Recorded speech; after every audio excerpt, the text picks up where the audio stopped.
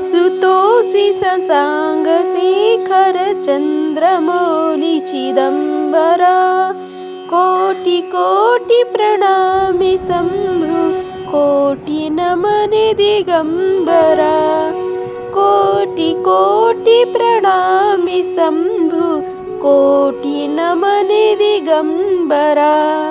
ओम नमः शिवाय। हर हर महादेव। नमस्कार दोस्तों, स्वागत है आप सभी का हमारे YouTube चैनल पावरफुल हिंदू धर्म में। आज हम आप सभी को ज्येष्ठ मास की शुक्ल पक्ष की प्रदोष व्रत कब है, उसकी शुभ मुहूर्त, पूजा विधि, महत्व, कथा के बारे में आप सभी को बताएंगे। आइए जानते हैं प्रदोष व्रत के बारे में। शिव पुराण में वर्णित है कि देवक देव महादेव की पूजा करने से घर में सुख और शांति बनी रहती है। इसके साथ ही आय और सौभाग्य में समय के साथ वृद्धि होती रहती है। प्रदोष व्रत पर दान करने से अच्छे फल की प्राप्ति होती है। हिंदू धर्म में त्रयोदशी तिथि का खास महत्व है। इस शुभ तिथि पर देवों के देव महादेव और जगत की देवी माँ पार्वती की पूजा की जाती है। साधक विशेष कामों में सफलता और शिव जी की कृपा पाने के लिए त्रयोदशी तिथि के दिन व्रत भी रखते हैं। इस व्रत को करने से साधक पर भगवान शिव की कृपा बरसती है। प्रदोष काल का फल दिन के अनुसार प्राप्त होता है। रवि प्रदोष व्रत करने से साधक को आरोग्यता का वरदान मिलता है, साथ ही सभी प्रकार के कष्टों से मुक्ति मिलती है। वही देवी माँ अन्नपूर्णा की कृपा बरसाने के लिए जीवन में सुखों का आगमन होता है। आज ज्येष्ठ माह के अंतिम प्रदोष व्रत की तिथि एवं शुभ मुहूर्त के बारे में जानते हैं। वैदिक पंचांग के अनुसार ज्येष्ठ मास के शुक्ल पक्ष की त्रयोदशी तिथि 8 जून को सुबह 7:17 पर शुरू होगी। वही 9 जून को सुबह 9:35 पर इनका समापन होगा। सनातन धर्म में सूर्य उदय से तिथि की गणना की जाती है। इसके लिए 8 जून को प्रदोष व्रत माना जाएगा। रविवार के दिन पड़ने के चलते यह रवि प्रदोष व्रत कहलाएगा। भगवान शिव की पूजा के लिए शुभ समय 7:18 से लेकर 9:19 तक रहेगा। आइए जानते हैं अब शुभ योग के बारे में। ज्योतिषी की मान्यता अनुसार ज्येष्ठ मास के अंतिम प्रदोष व्रत पर शिव योग का निर्माण हो रहा है। इस योग का संयोग रात भर है। इसके साथ ही प्रदोष व्रत पर शिव वास योग का संयोग है। इन योग में भगवान शिव की पूजा करने से साधक को हर काम में सफलता मिलता है। सूर्य उदय सुबह 5:23 पर है। सूर्य अस्त का समय शाम 7:18 पर होगा। वही चंद्र उदय शाम 4:50 पर। चंद्र अस्त का समय ब्रह्म मुहूर्त में 3:31 पर तथा ब्रह्म मुहूर्त सुबह 4:02 से 4:42 तक। विजय मुहूर्त है 2:39 से 3:35 तक। गोधूली मुहूर्त है शाम 7:17 से 7:35 तक। निशिता मुहूर्त है रात 12 बजे से 12:40 तक। आइए जानते हैं हम पूजा विधि के बारे में। आइए अब हम आप सभी को प्रदोष व्रत की पूजा विधि के बारे में बताते हैं। प्रदोष व्रत के दिन सुबह उठकर स्नान करें और साफ वस्त्र धारण करें। इसके बाद सूर्यदेव को जल अर्पित करें और भगवान शिव का विधि पूर्वक पूजन करें।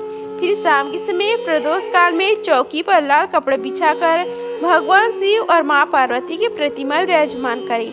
भगवान शिव को समी के फूल, धतूरा और बिलपत्र चढ़ाएं। अब भगवान शिव को फूल माला अर्पित करें और माँ पार्वती का श्रृंगार करें। प्रदोष व्रत में भगवान शिव, माता पार्वती के साथ भगवान गणेश जी की भी पूजा करना चाहिए। अंत में आरती करें और भगवान शिव को दही, फल और मिठाई का भोग लगाएं। आइए जानते हैं प्रदोष व्रत के नियम के बारे में। इस दिन शराब, मांस, प्याज, लहसुन, तामसिक भोजन का सेवन नहीं करना चाहिए। इस दिन किसी को भी अपशब्द कहने से बचना चाहिए। प्रदोष व्रत के दिन देर रात तक सोना नहीं चाहिए। व्रत करने वाली शिव भक्त को अन्न, चावल और नमक का सेवन नहीं करना चाहिए। प्रदोष व्रत वाले दिन काले कपड़े पहनने से बचना चाहिए। प्रदोष व्रत के दिन भगवान शिव को सिंदूर, हल्दी, तुलसी, केतकी और नारियल का पानी बिल्कुल भी न चढ़ाए। प्रदोष व्रत वाले दिन महिलाओं को शिवलिंग को नहीं छूना चाहिए। आइए अब जानते हैं प्रदोष व्रत में तथा रवि प्रदोष व्रत की कथा के बारे में। आइए अब हम सभी मिलकर रवि प्रदोष व्रत की कथा का श्रवण करते हैं। बोलो श्री गणेश भगवान की जय, उमापति महादेव की जय। एक ग्राम में अति दिन ब्राह्मण निवास करता था। उसकी साध्वी स्त्री प्रदोष व्रत किया करती थी। उसे एक ही पुत्र रत्न था। एक समय की बात है, वह पुत्र गंगा स्नान करने के लिए गया। दुर्भाग्यवश मार्ग में चोरों ने उसे घेर लिया और वे कहने लगे कि हम तुम्हें मारेंगे नहीं, तुम अपने पिता के गुप्त धन के बारे में हमें बतला दो। बालक दीन भाव से कहने लगा कि हे बंधुओं, हम अत्यंत दुखी दीन हैं, हमारे पास धन कहाँ है। तब चोरों ने कहा कि तेरी इस पोटली में क्या बंधा है। बालक ने निसंकोच कहा कि मेरी माँ ने मेरे लिए रोटियां दी हैं। यह सुनकर चोरों ने अपने साथियों से कहा कि हे साथियों, यह बहुत ही दिन दुखी मनुष्य है, अतः हम किसी और को लूटेंगे। इतना कहकर चोरों ने उस बालक को जाने दिया। बालक वहां से चलते हुए एक नगर में पहुंचा। नगर के पास एक बरगद का पेड़ था। वह बालक उसी बरगद की वृक्ष की छाया में सो गया।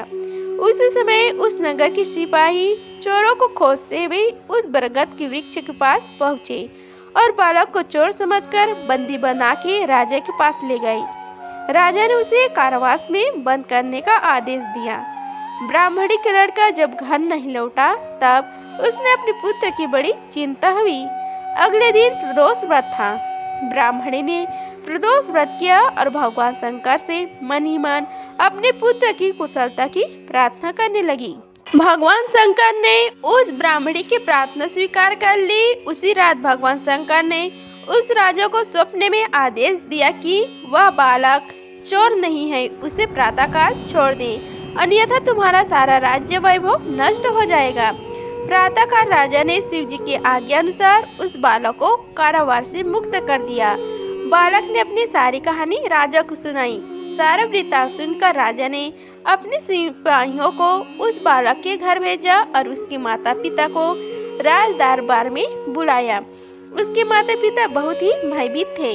राजा ने उन्हें भयभीत देखकर कहा कि आप भयभीत न हो, आपका बालक निर्दोष है। राजा ने ब्राह्मण को 5 गांव दान में दिए, जिससे कि वे सुखपूर्वक अपना जीवन व्यतीत कर सके।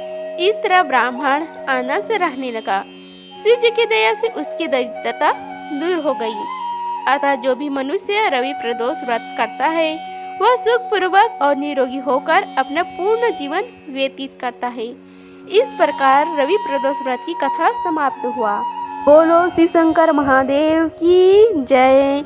अगर आप सभी को यह वीडियो अच्छी लगी होगी तो वीडियो को लाइक कीजिए, चैनल को सब्सक्राइब कीजिए और कमेंट बॉक्स में ओम नमः शिवाय लिखिए। धन्यवाद। मिलते हैं अगले वीडियो में, तब तक के लिए हर हर महादेव।